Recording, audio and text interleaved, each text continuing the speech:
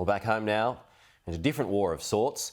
The Coalition is gearing up for a political fight against Labor over its plans to change superannuation tax concessions for the wealthy. Joining us live now is the Independent MP and member for Wentworth, Allegra Spender. Allegra, good to have you with us this morning. Thanks so much for your time. So the Treasurer seems to have tax breaks for balances over $3 million that he wants to rein in.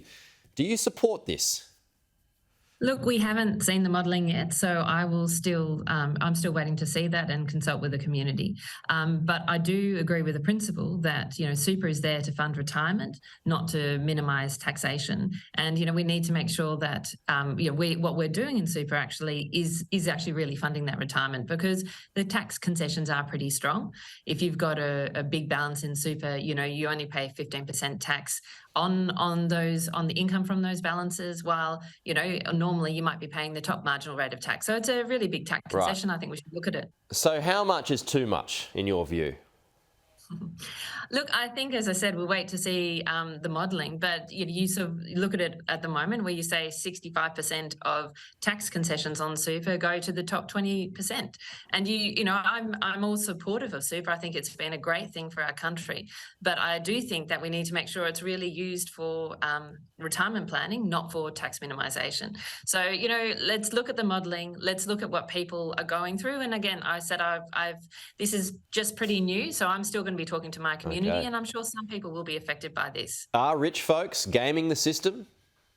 I don't think that's fair at all, but I think that the system is currently set up, and it has been historically set up, so that to push people into super. And, the Coalition, to be honest, made quite really sort of probably stronger changes back in, I think, in 2016, where they limited the lifetime amount of money you could put into super, limited those tax concessions. So, back then, sort of 7 years or so ago, they made a lot of changes to super so that it didn't focus as much on tax minimisation. It focused much more on providing for retirement. And I think that's appropriate.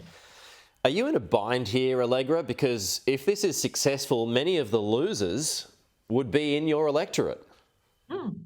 Look, I'm going to listen. As I said, I'll listen to my community and be open to what they say. And I think how you transition this is really, really important if those changes come through. And again, we haven't seen the modelling.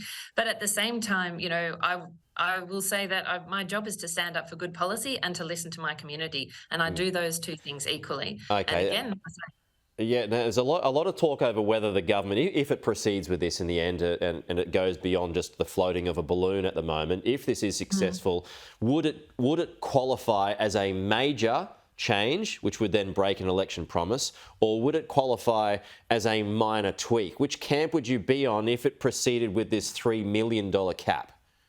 Look, I think that, to be honest, it would have been better if this information, if they were going to make a change, and we still don't know what they might do, was out there before the election. And I doubt very much it would have changed the outcomes of the election.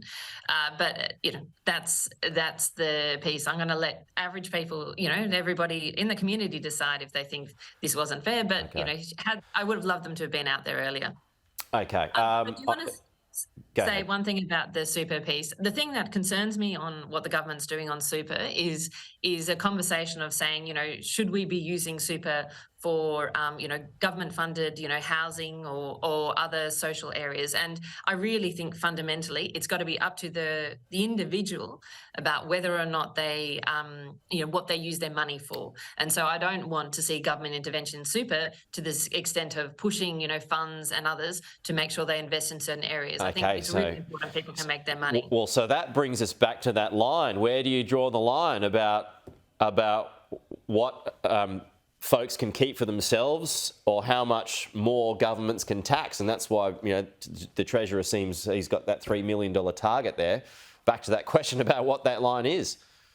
Well, look, I think that it's your money. Super money is your money. So you should make your decisions about, what investments you think suit you, and, whether you want to invest in, clean energy or housing or those other, really important things. I think that's your choice. Sure. I think the government's question is, should you get a big tax concession at a certain level? And I think those are two separate questions. The country expects that money is taxed, income is taxed. And the question is, how much of super falls into that. Okay, well, on that question of housing then, and Angus Taylor is going to make this point in a speech later on this morning. So, do you think people should be able to draw down on their super to pay for a first home?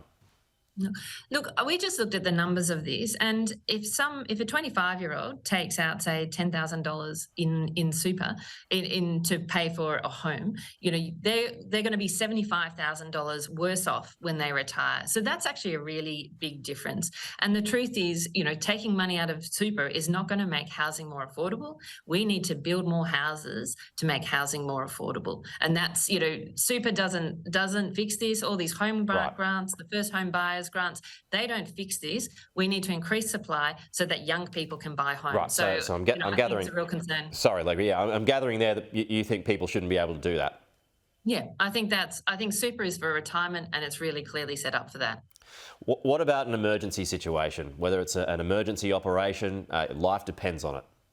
Yeah. Look, I think that there are, emergency situations. I can understand why it's really important to be able to access super. So I think that's more, I think there's more opportunity there. But again, how to define that's got to be pretty careful. But I think we shouldn't sort of systematically encourage people to go after it just to buy their first home. I think we need to fix home ownership.